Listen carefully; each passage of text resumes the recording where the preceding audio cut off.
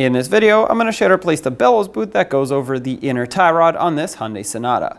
You do need an alignment after this job is performed. Let's get started. Use a 21mm socket, remove all 5 lug nuts, and then we can pull the wheel off. Just a little note, if yours has hubcaps, when you take the lug nuts off, the hubcap is going to want to come off, so take that off first, then the wheel.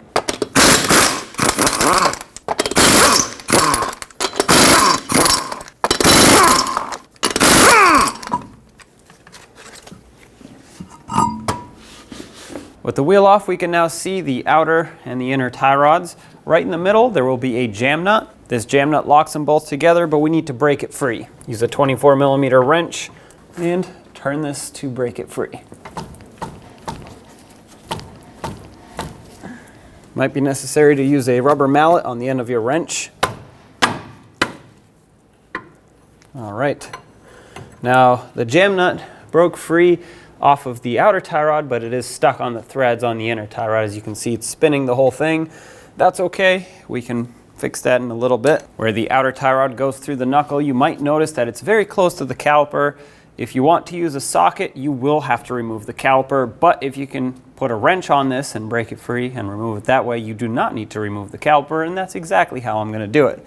First, however, let's remove the cotter pin that locks the castle nut in. I'm going to use some cutters, straighten this out, and with those cutters, try to grab onto the cotter pin. Unfortunately, my cotter pin is stuck in here, and the only way to get this off is to just break it by forcing the nut over it, which is fine. So take a 17mm wrench, slide it over the cotter pin and the mounting nut, just like that. And then, with the help of a rubber mallet, if needed, break this free.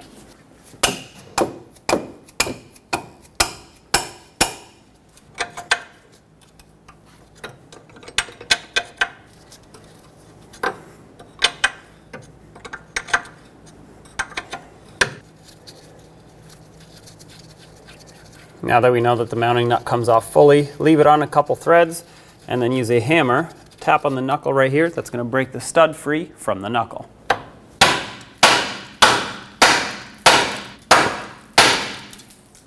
Once that falls out, take the mounting nut off. This held it on so that it doesn't come swinging down, and there it is.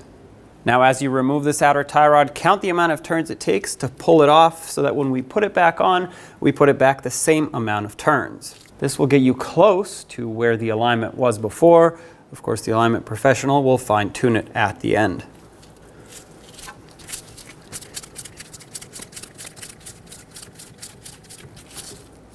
"19 turns for me." Of course, it's going to be different for you.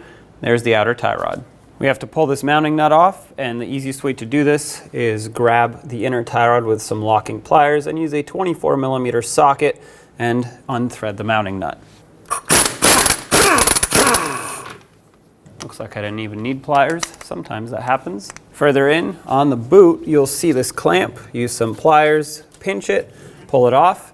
If this feels like it's weak and can't hold tension anymore, replace it, but otherwise you can definitely reuse these. If you look further in on the bellows boot, you'll see that right there is a little clamp. It's like a band that holds the inner part of the boot onto the steering knuckle. And what we want to do is take a pry bar and a hammer, punch that off so we can unhook it from in there.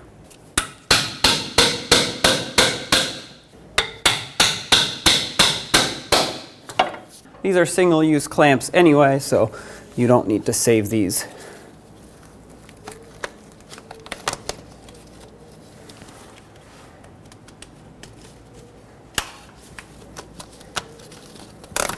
All right, now all you have to do is pull on the boot and it should pop off.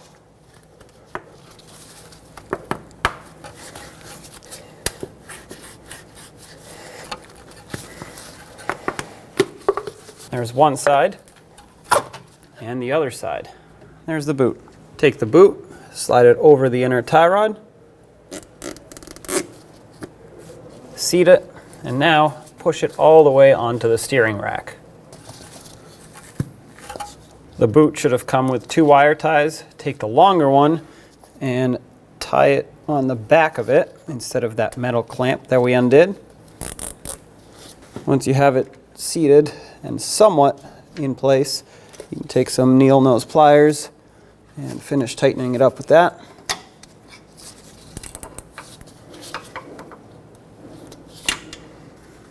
With that tightened, cut off the excess. On this end, you can either use the original clamp or the provided wire tie.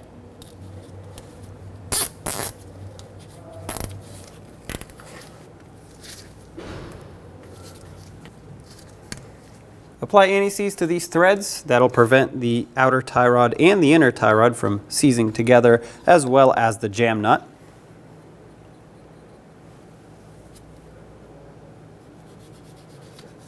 Once you put a little bit on, thread on the jam nut, that's going to work it into all the threads. I'm going to thread this on all the way. Now thread this on the same amount of turns it took to remove it.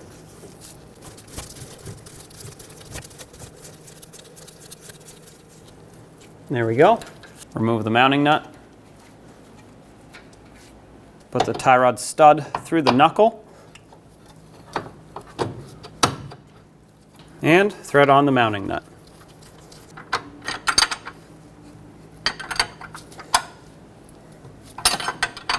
Snug it up.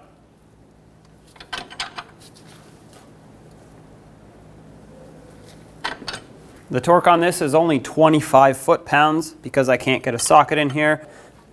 I'll give it a little bit extra with this wrench.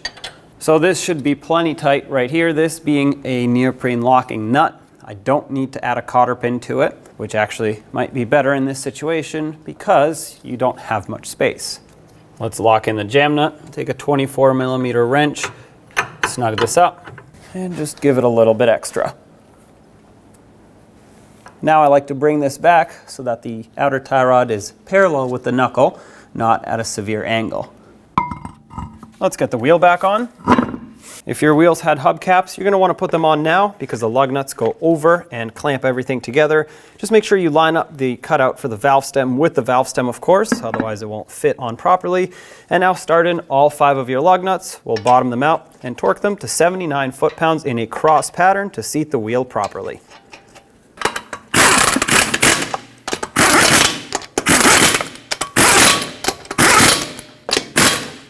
Once again, 79 foot-pounds in a cross pattern.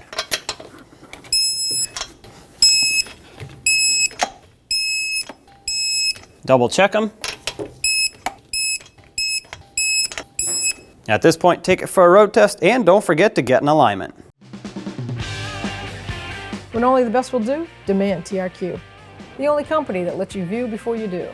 TRQ is committed to offering the highest quality aftermarket auto parts that are engineered for peace of mind. Thanks for using and viewing with TRQ.